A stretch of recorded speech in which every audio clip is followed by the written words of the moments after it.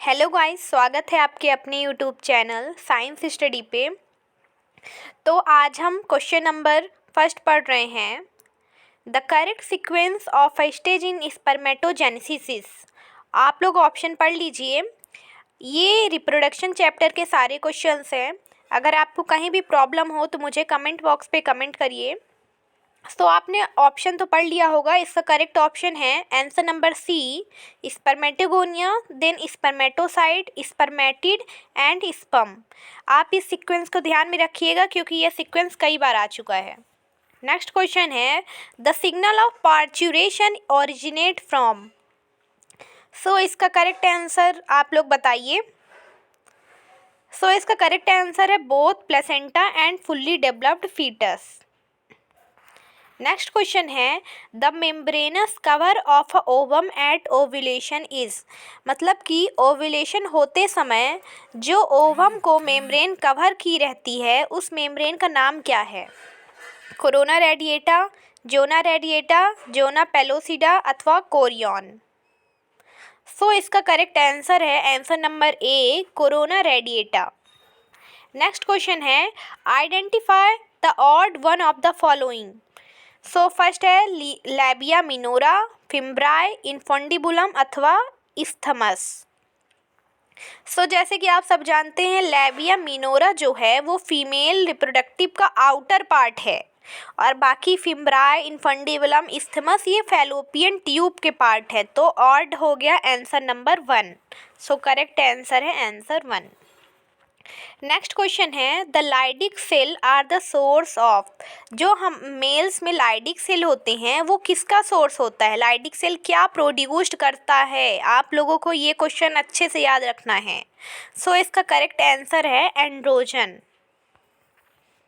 Next question है the function of corpus luteum is to produce. Corpus जैसे कि आप जानते हैं ओव्यूलेशन के बाद जो मतलब कि बचा कुचा रहता है वो कॉर्पस ल्यूटियम बन जाता है, जिसको हम येलो बॉडी कहते हैं। कॉर्पस ल्यूटियम के पास सबसे ज़्यादा होता है प्रोजेस्टेरॉन। सो इसका करेक्ट आंसर होगा प्रोजेस्टेरॉन, जिसको कॉर्पस, ये ध्यान में रखना है, कॉर्पस ल्यूटियम को हम लोग येलो बॉडी भी कहते हैं। नेक्स्ट क्वेश्चन है choose the incorrect statement from the following. आप लोग ऑप्शन पढ़ लीजिए। पहला क्वेश्चन है in bird and mammal internal fertilisation take place. Bird और मैमल में दोनों में इंटरनल फर्टिलाइजेशन होता है। नेक्स्ट क्वेश्चन है colostrum contain antibody and nutrient. ये तो बिल्कुल सही है। नेक्स्ट है polyspermy in mammal is prevented by chemical change in the egg cell, egg surface. Next है in the human female implantation occur almost 7 days after fertilisation.